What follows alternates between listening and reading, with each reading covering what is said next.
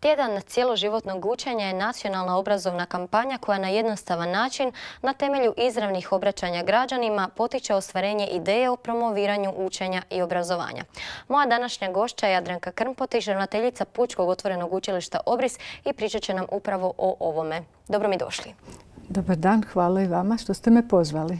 Evo pa da započnemo o tjednu cjeloživotnog učenja. Kada on počinje? Ovo je već 11. po redu koji se održava. Tako je, ovo je 11. tjedan cjeloživotnog učenja.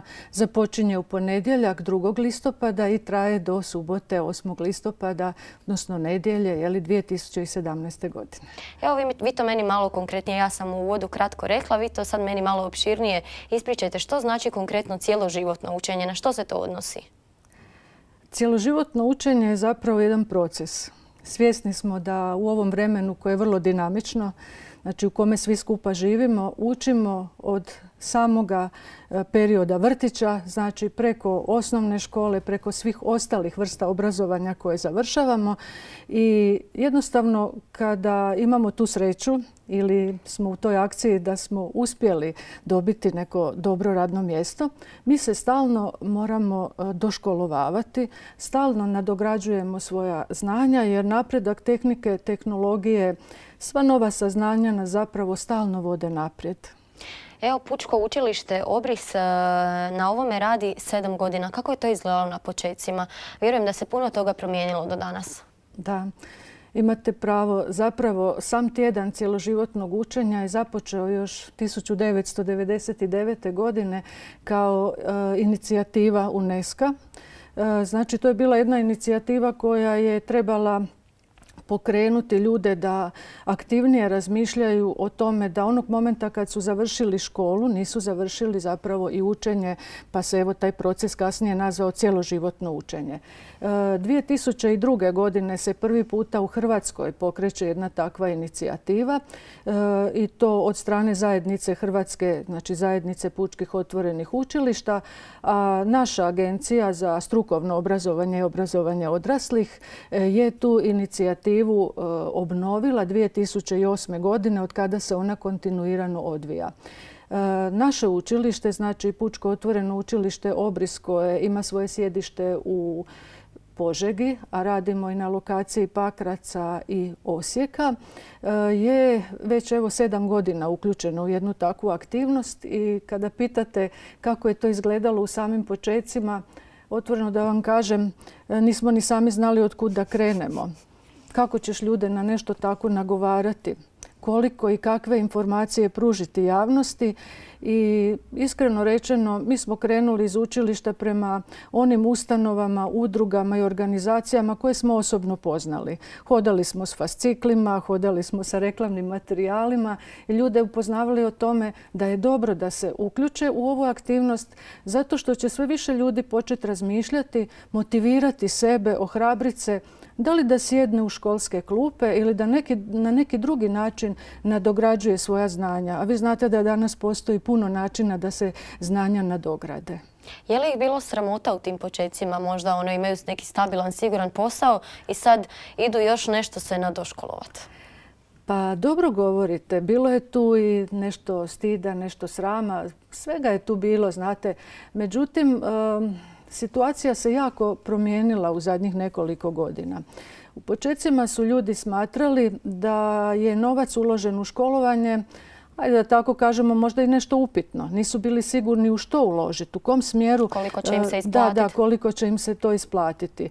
A onda je cijela priča se promijenila kad je zakonska regulativa ljude počela, da tako kažemo, privoditi tome da završe još neke vrste obrazovanja kako bi kvalitetnije obavljali svoje zanimanje. Znači, to se desilo u slučaju vozača profesionalnih, to se desilo u slučaju zanimanja za njegovateljice, to se desilo u svim službama koje su, znači, upravne, koje se bave nekakvim, znači, uže strukovnim poslovima, a da kažemo i u zanimanjima kao što su strojari, građevinci, pa i poljoprivredna zanimanja. Znači, sad svi obrazovni sektori traže doškolovavanja, što je, priznat ćete, i logično. Da.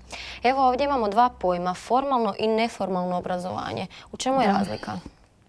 da volimo se mi prosvjetari igrati s tim pojmovima, formalno, neformalno, informalno i tako dalje. Znači, formalno obrazovanje najčešće obuhvaća one oblike školovanja koji su vezani za instituciju.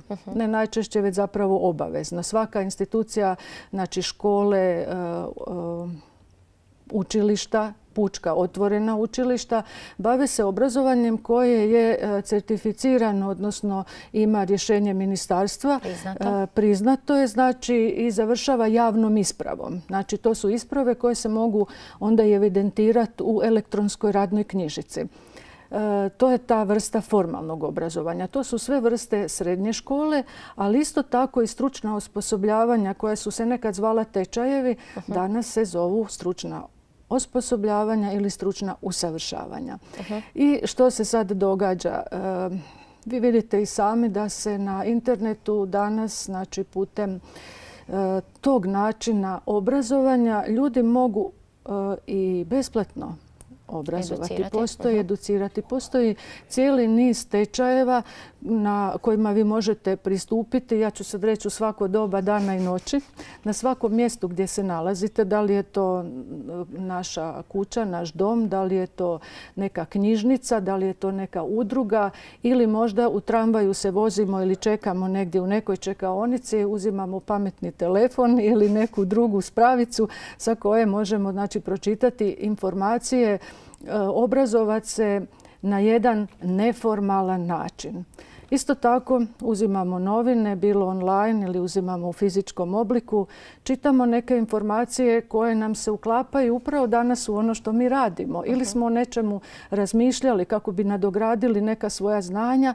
Na televiziji nam se pojavljuje primjer vrtlarica koja nam upravo govori o tome kako da kvalitetnije održavamo svoj vrt. To je onda ono i informalno i tako dalje. Evo, prošli smo jednu malu lepezu svih vrsta učenja danas koje se pojavljuju. Evo, baš zato što nam je to danas puno dostupnije nego prijašnjih godina, nekako i ljudi drugačije gledaju na to i nije ih više u tolikoj mjeri ni možda ni stid ni sramota posegnuti za nekim izvorima, evo tako da sami možda istraže više o tom obrazovanju i o tom cijeloživotnom učenju. Pa evo, možda neka statistika ili nešto okvirno što znate, koliko ih se danas uključuje u to? Neću vam baš moći biti tako statistički precizna koliko se ljudi danas uključuje u obrazovanje. Ja ću samo reći da je to svakako više nego nekada i reći ću vam da to ovisi o više faktora. Zaboravili smo još jednu stvar spomenuti, a to je strah. To je taj jedan, ja ću reći... Strah od novoga. Strah od novoga, strah od ulaska u učionicu, strah od sjedanja u školsku klupu i od onog pojma test, ispit ili tako nešto. Jel? Baš kad mislimo da smo završili sa svime. I kud sad opet to. Međutim, što kažete, stvari su se jako promijenile i ljudi postaju svjesni da je taj obrazovni proces danas čak i zanimljiv. Mi se vrlo često u našim predavanjima služimo i nekim vrstama igre, učenja, memoriranja kroz različite načine zabavnih sadržaja koje nam pokažu da se zapravo svaka generacija može uključiti u taj proces učenja, edukacije. Učimo definitivno, je li tako, cijeli život. Ja. Što se tiče godišta kojima je namijenjeno dob, recimo, evo recite mi. Ja bi sad još samo povezala, to nisam vam do kraja odgovorila koliki broj, postotak ili tako nešto. Rekli smo više nego prije. Međutim, stvar je u tome drugačija što su nekada ljudi možda više, što smo rekli, plašili se obrazovanja, nekada su razmišljali o tome što da odaberu. Onda je došlo vrijeme kada su počeli jako pažljivo raspolagati svojim materijalnim sredstvima. Sad se nalazimo u jednom vremenu, ja ću reći malo čudnom vremenu, kada ljudi svaku tu svoju kunu odvagnu nekoliko puta i pitaju se da li je baš ulaganje u obrazovanje pravilno, potrebno danas. Mi znamo da jest, međutim gdje pronaći sredstva za to? Tako se u posljednjih pa sad ja ću reći već i 10-ak godina, sve više javljaju razne vrste donacija, stipendija i evo na kraju i europskih projekata koji potiču ljude na obrazovanje. Znači, dešavaju se projekti na koje mogu aplicirati, znači natječaji koje se uključuju naša učilišta. Najčešće su nositelji tih projekata Ministarstvo znanosti i obrazovanja.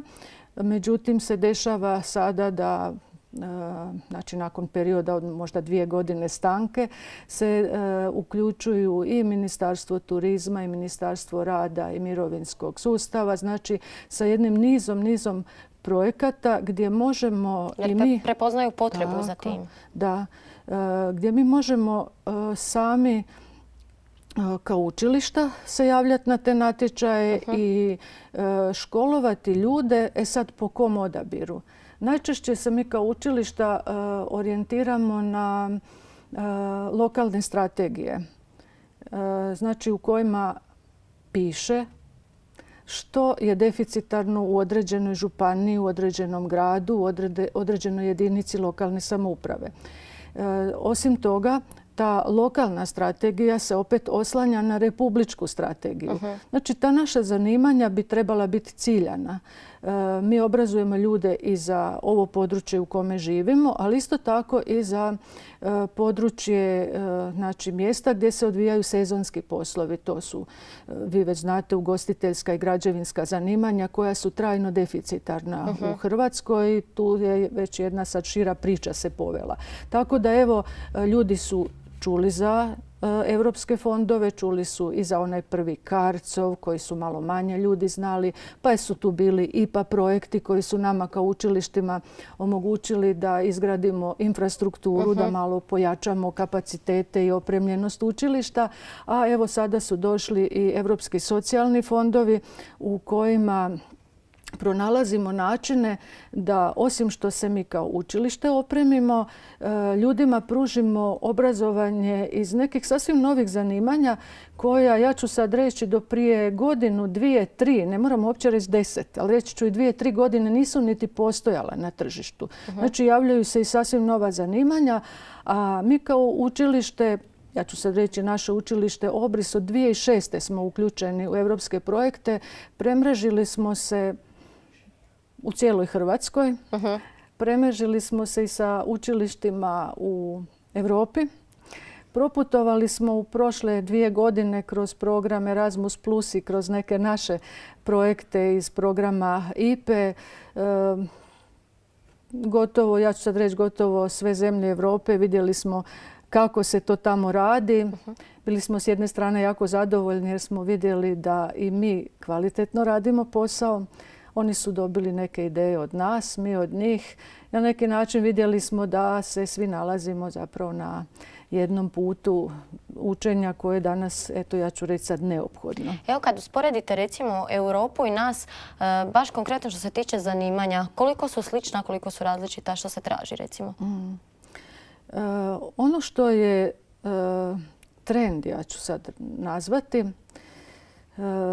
da li je uvijek i potreba, o tome bismo mogli razgovarati. Recimo, dešavaju se osposobljavanja, edukacije u području međuljudske komunikacije. Dešavaju se osposobljavanja koja su firmama, institucijama potrebna, a to je da ljude nauče da dobro prezentiraju svoj posao. Znači, netko može izvrsno raditi taj posao, a za njega se ne zna. Dobar marketing je pola posla u biti. Da, dobar marketing, da. To je priča koja je svugdje jednaka, a kada govorimo o priči komunikacije, onda svi znamo da se u posljednje vrijeme sa svima nama nešto dogodilo. Naša međusobna komunikacija se itekako izmijenila i vrlo često znamo da su ljudi više okrenuti pomagalima kao što su kompjuteri, telefoni, tableti i tako dalje, nego međusobnoj komunikaciji. Sva ta tehnička pomagala, ja ih namjerno nazivam pomagala, su i smišljena zato da pomognu ljudima. Međutim, se dogodilo u poslu, u svakodnevnom životu, zašto ne?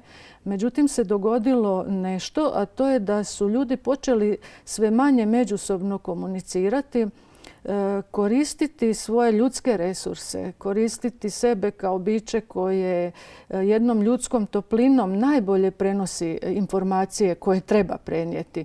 Nikad jedan stroj, ja ću sad reći, ne može biti jednako pristupiti drugom čovjeku kao što to može jedna osoba drugoj. Pogotovo se jedna kriza u komuniciranju desila među mladim ljudima. I sada se događaju ponovno radionice, tečajevi, informacije o tome kako se naučiti kvalitetno komunicirati, kako se naučiti komunicirati na materinjem jeziku, kako izbjeći brojne skraćenice. Malo smo zastranili. Da, dešava se jedna situacija u kojoj ljudi, pogotovo kad međugeneracijski razgovaraju, ne mogu jedni druge čak niti razumjeti. I zato sve te radionice komunikacije se dešavaju širom Hrvatske, a ja ću reći sad i Europe, pitali ste me o tim sličnostima. I svugdje se dešava jedna te ista priča da bi ljudi htjeli pronaći što više tih besplatnih edukacija. Evo, kao što ste i sami rekli, trendovi na tržištu rada se svakodnevno mijenjaju. Danas je jedan posao aktualan, sutra drugi. Kako to zapravo popratiti? Da, to je dobro pitanje. Trendovi, promjene i tako dalje. Biti stalno u tome. Ono što je neophodno, vrlo je stresno kad bi se mi ujutro toga sjetili. Jao, kakav me dan čeka. Da li ovo danas znam, moramo da li znati ovdje, da li puno stvari i puno poslova obavljati. Zapravo ne možemo se više fokusirati kao prije samo na jedan, a znam otići ću na posao, radit ću taj dan samo to. Sad moramo biti zapravo na sve strane i biti upućeni jako dobro u sve. Da.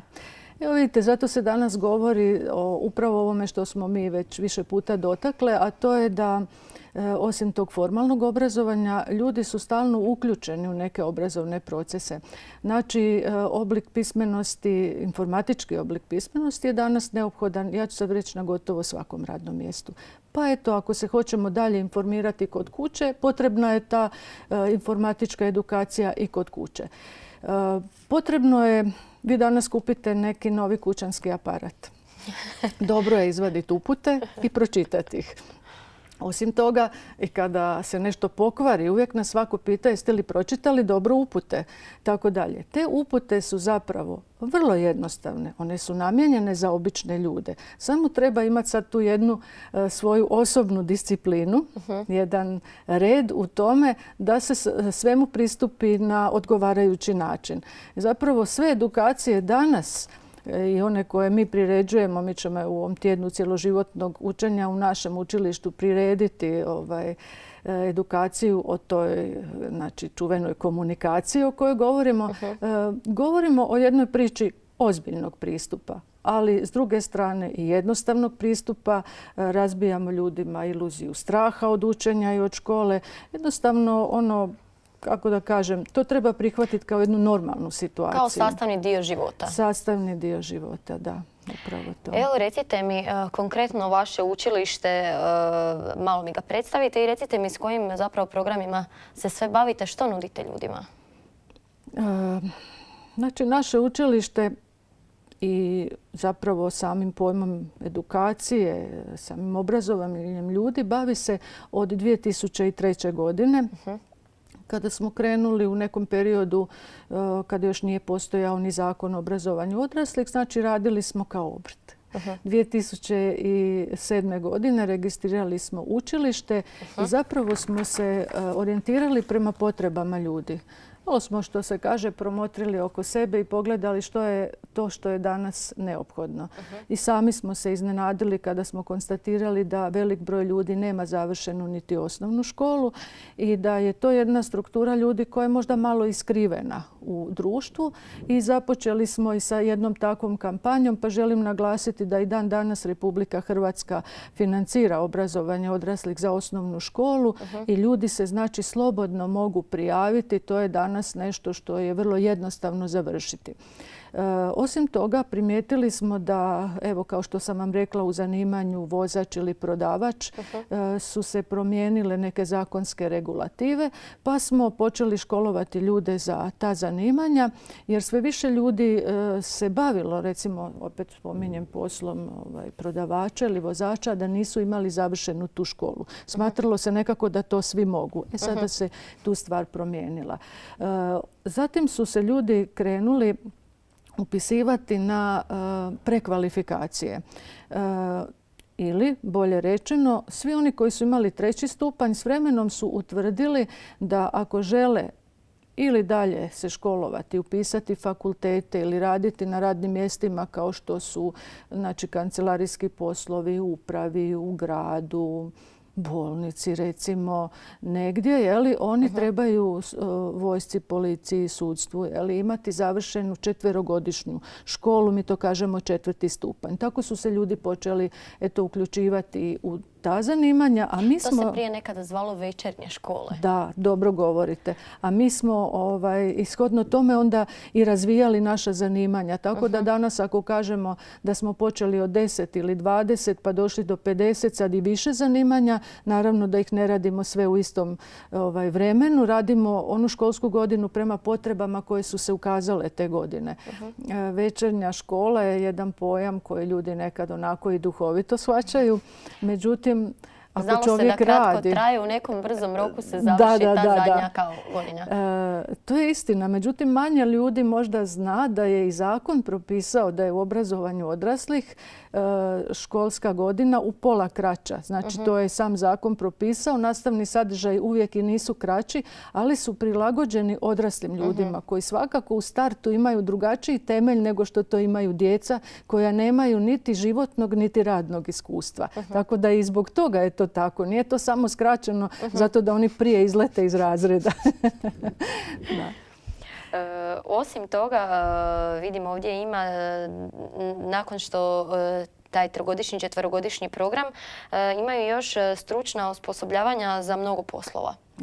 Pa evo nešto što mi ovako se činilo kao zanimljivo, a neuobičajeno, stručno osposobljavanje za obavljanje poslova dadilje. Da. To je simpatično vidjeti. Ja ću sad reći da sam nekako znala da ćete me to pitati. Tu je još uvijek jedan sklizak teren, tu još uvijek nije možda, ajde da kažemo, puno osoba krenulo u tako što. Jer se isto danas smatra da to svi mogu raditi. Da, to su još poslovi budućnosti u kojima vjerujem da će se i neke zakonske stvari dogoditi.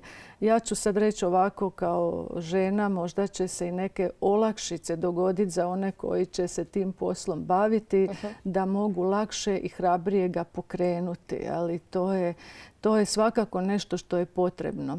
Sigurno ste primijetili uz posao dadilje i njegovateljica spada u isti obrazovni sektor. Ja ju sad spominjem zato što je to posao koji je još uvijek, ja ću sad reći, vrlo tražen.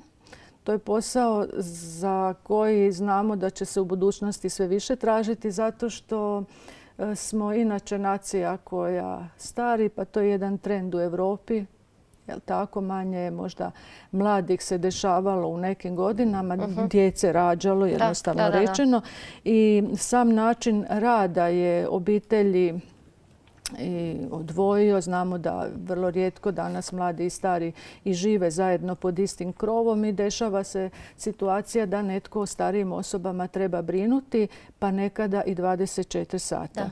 Sve češće se danas otvaraju i domovi i obiteljska udomiteljstva, i obiteljska udomiteljstva, tako dalje. Poneke osobe odlaze i van. Vani su se razvile zaista u Europi agencije koje vape za radnom snagom. Zašto su se možda vani više takve agencije razvile? Sama država daje veće potpore onima koji kreću jedan takav posao, pa vjerujem da će taj trend se dogoditi uskoro i kod nas. Ja još jedanput spominjem niz europskih fondova koji se sada javljaju, a vezani su što uz udruge, što uz jedinice lokalne samouprave, su aplicirali, znači javili su se na natječaje koji omogućavaju baš ženama, nezaposlenim ženama i to po različitim i dobnim i kvalifikacijskim strukturama da se uključe u projekte gdje će se baš obučavati za poslove njegovateljice i gerontodomaćice. Znači osobe koje će moći biti zaposlene kroz projekt jedno određeno vrijeme. Taj projekt ima onako onaj duži naziv, a zove se Zaželi, pa onako ima puno tu još riječi i rečenica. Mi znamo šta znači ono kad kaže zaželi, jel tako nešto, pa će se to možda i dogoditi. Jel? Tako su očito žene u Hrvatskoj poželile se zaposliti. Ja ću sad reći u svojoj zajednici, blizu svoje kuće, omogućiti si znači i radno mjesto u kome će moći pokrivati svoju obitelj, pomoć lokalnoj zajednici, zaraditi određena sredstva za život svoj i svoje obitelji i preporučam ženama koje to hoće da se slobodno informiraju da li u svojim jedinicama lokalne samouprave, u svojim općinama, u svojim gradovima, u Hrvatskom zavodu za zapošljavanje koji je gotovo u svim tim projektima uključen ili kao partner ili već na neke druge načine i tako i u sve ove i da potraže si i radno mjesto i edukaciju kroz projekte. Toga danas zaista ima. I ovaj tjedan cjeloživotnog učenja je također u jednom europskom projektu trenutno, znači najveći dio aktivnosti u tjednu cjeloživotnog učenja, znači sa ranga naše agencije za strukovno obrazovanje i obrazovanje odraslih, znači financira se iz Europskog socijalnog fonda. To je trogodišnji projekt. Znači za ovu aktivnost koji se naziva znači promocija cjeloživotnog učenja i uvijek je vrijedno spomenuti da je ukupna vrijednost tog projekta 11 milijuna 508 tisuća i 270 kuna. Znači ima tu jedan lijep novčani iznos koji će se tijekom ove 3 godine uložiti u promociju cjeloživotnog učenja. Ovogodišnja promocija započinje znači 2. kako smo rekli listopada i samo svečano otvorenje će se ove godine desiti u Koprivnici, znači 2. listopada u Pučkom otvorenom učilištu u Koprivnici s početkom u 11 sati i znači svi zainteresirani se mogu prijaviti.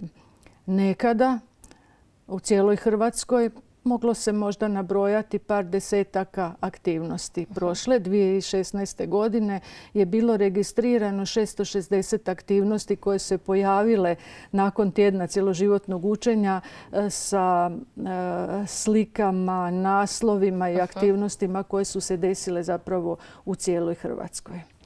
Evo što reći, preko 90 profesora stručnih suradnika zapravo surađuje u izvođenju ove konzultativno-instruktivne nastave i stručne prakse polaznika, tako da što se toga tiče stručnog kadra ne fali, ne nedostaje.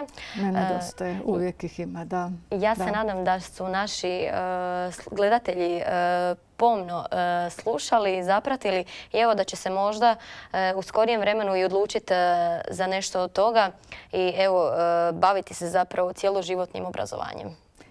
Pa svakako, drago mi je da ste primijetili koliki je broj stručnih suradnika, profesora, znači prosvjetnih radnika bilo koje vrste uključen kod nas i kako smo od znači 2009. godine prisutni na području Osječko-baranjske županije, znači sa podružnicom u centru grada Vrtjagode Truhelke. Znači možemo reći da slobodno se ljudi obrate sa pitanjima, nedoumicama, svojim razmišljanjima o tome. Kod nas mogu dobiti puno informacija i na njima je onda da biraju. Znate, nikad nitko ne može o nečijoj sudbini odlučiti ili mu davati preporuku. Ali može mu dati informacije i ljudi će se, vjerujem, prepoznati u jednom dijelu toga što im je ponuđeno. Evo, gospođo Krmpotić, hvala vam na gostovanju i evo objašnjenju zapravo o samom tjednu cjeloživotnog učenja, a i o Pučkom otvorenom učilištu Obris. Hvala i vama i evo ugodno cjeloživotno obrazovanje. Hvala. Poštovani gledatelji, vi svakako ostanite uz program televizije Slavonije i Baranje. Hvala na pozornosti i doviđenja.